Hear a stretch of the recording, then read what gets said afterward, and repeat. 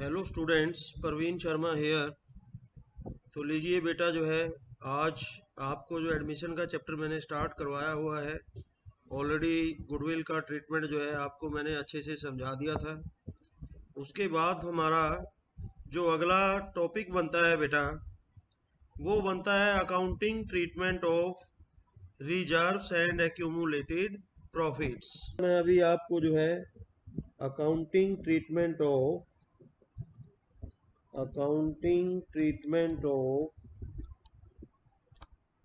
reserves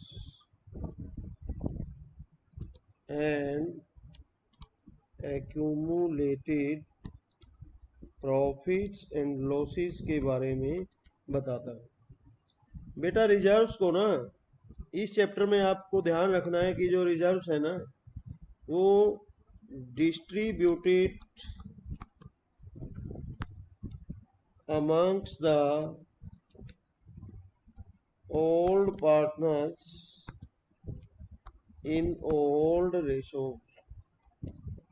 ठीक है ना। जैसे रिजर्व है बेटा, रिजर्व क्या होता है? रिजर्व क्या होता है?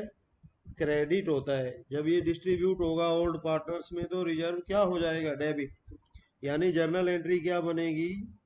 Reserve account debit to old partners capital accounts. ये बात आपको ध्यान रखनी है। सपोज रिजर्व हमारा 40,000 है, तो कौन से रेशो में? ओल्ड रेशो में, पुराने साझेदारों में बांट दिया जाएगा। तो इसलिए बैलेंस शीट के अंदर आपको क्या क्या चीजें मिलती हैं? देखो, ये बैलेंस शीट मिलेगी आपको न्यूमेरिकल के अंदर, बैलेंस शीट एज एट। तो उसके लाइबिलिटी साइड में आपको रिजर्व में सपोज कितना पैसा मिला है? 40,000। फिर आपको एक्यूमुलेटेड प्रॉफिट मिल गया, पी एंड एल अकाउंट में 20,000 पड़ा है। तो इसका मतलब है बेटा credit balance of profit and loss account. तो ये भी क्रेडिट बैलेंस है। इसको भी क्या किया जाएगा? इसको भी क्या किया जाएगा बेटा? Distributed amongst the old partners old ratio. ये भी पुराने साझेदारों में, पुराने रेशो में बांट दिया जाएगा। कैसे?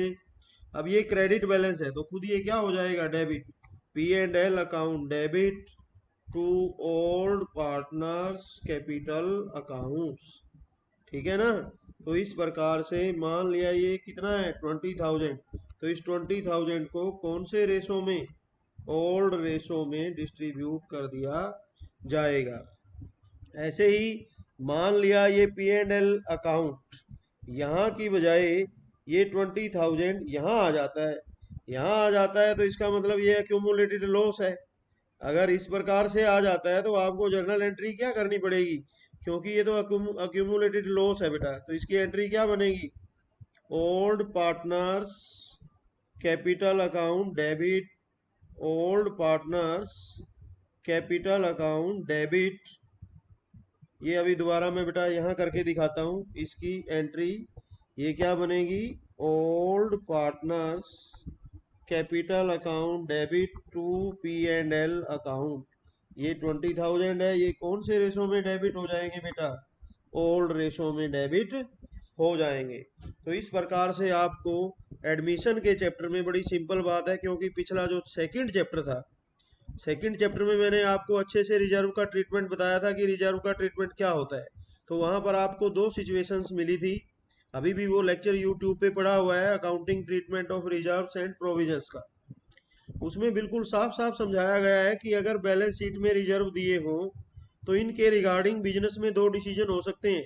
पार्टनर दो डिसीजन कर सकते हैं कि रिजर्व्स को, क्योंकि नया साझेदार आया है, नए साझेदार के आने से नई फर्म बनेगी।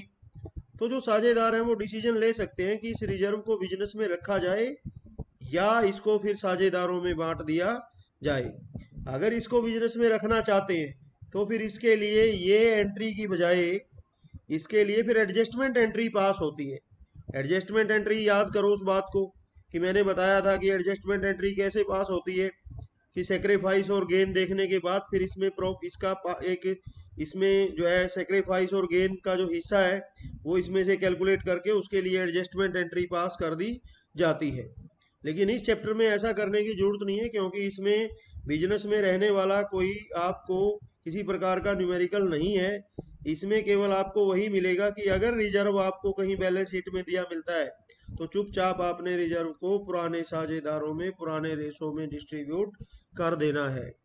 क्रेडिट बैलेंस अगर आपको मिलता है पुराने साझेदारों में पुराने रेशो में आपको बांट देना है। अगर आपको एक्यूमुलेटेड लॉस मिलता है तो पुराने साझेदारों के कैपिटल अकाउंट्स को डेबिट कर देना है, और इसको क्योंकि ये खुद डेबिट बैलेंस है, जब ये डिस्ट्रीब्यूट होगा तो इसको क्रेडिट कर देना है। ये जर्नल एंट्री पास हो जाएगी। तो इस प्रकार से बेटा ये आपका रहेगा accounting treatment of reserves and provisions और credit balance of profit and loss account. इसको एक्यूमुलेटेड प्रॉफिट भी कहते हैं।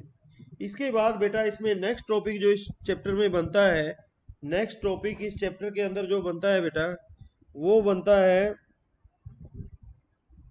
Revaluation of assets and liabilities. Revaluation of assets and liabilities. तो आज बेटा मैं आपको अच्छे से बताना चाहूंगा कि what do you mean by revaluation. जब कोई नया साझेदार आता है उसको हम शामिल करते हैं तो पुराने साझेदारों के लिए जरूरी हो जाता है कि अपनी एसेट्स को और लाइबिलिटीज को रीवैल्यू करें, उनका रीवैल्यूएशन करें। क्योंकि उनमें मान लिया आपने जब बिजनेस शुरू किया था उस समय आपने 10 लाख रुपए की जमीन खरीदी थी, आज उसकी कीमत 20 लाख है। उस समय आपने 5 लाख की बिल्डिंग बनाई थी, आज उसकी कीमत 8 लाख है। उस समय आपने 2 लाख की मशीन खरीदी थी, आज उसकी कीमत 4 लाख है। उस समय आपने 1 लाख का फर्नीचर खरीदा था, आज उसकी कीमत केवल 20,000 रुपये है। कुल मिलाकर के सारी एसेट्स का और लाइबिलिटीज का रिवैल्यूएशन करके अगर प्रॉफिट हो रहा है तो नेचुरल है वो प्रॉफिट का आज तक का हिस्सेदार तो पुराने साझेदार ही बनते हैं, इसलिए उसकी एडजस्टमेंट करनी बहुत जरूरी बनती है। तो इसके लिए बेटा रीवैल्यूएशन अकाउंट बनाया जाता है। क्या बनाया जाता है? रीवैल्यूएशन अकाउंट बनाया जाता है। जो रीवैल्यूएशन अकाउंट है बेटा ये बिल्कुल पर्टिकुलर्स, ये क्या है? पर्टिकुलर्स हैं। ये क्या है? अमाउंट है। ये क्या है? पर्टिकुलर्स है। ये अमाउंट है। ये इसका डेबिट छोर है। ये कौन सा छोर है? क्रेडिट। ध्यान रहे बेटा रीवैल्यूएशन अकाउंट एक नॉमिनल अकाउंट होता है। लॉसेज एंड एक्सपेंसेस इसमें डेबिट होते हैं, इनकम एंड गेन्स इसमें क्रेडिट होते हैं। मान लिया देखो आपको क्वेश्चन में कहा गया है कि भाई वैल्यू ऑफ फर्नीचर। क्वेश्चन में आप देखो बैलेंस शीट दी मिलेगी। पहले ये बैलेंस शीट है। इस बैलेंस शीट में आपको एसेट साइड में एसेट दी मिलेंगी।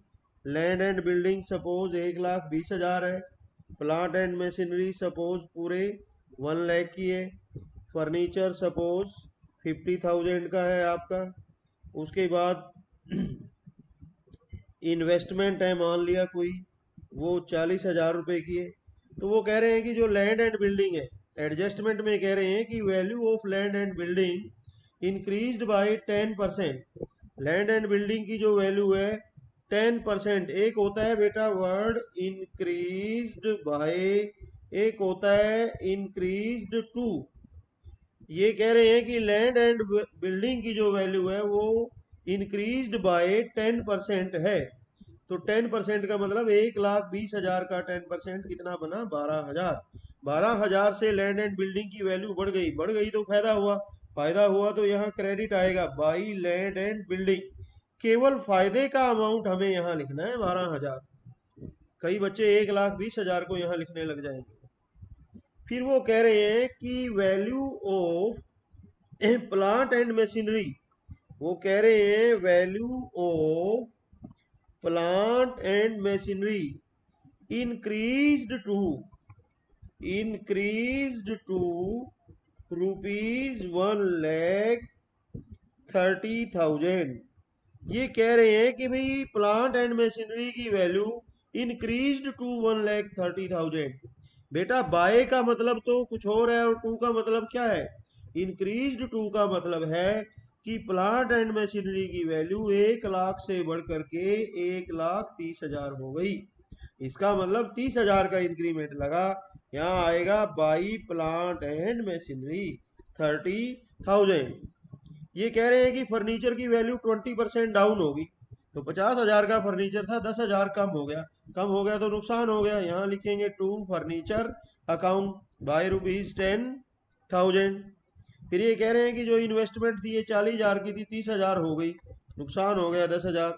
To investments account 10,000। फिर ये कहते हैं कि भाई डेटर्स के लिए जो है प्रोविजन बना दिया।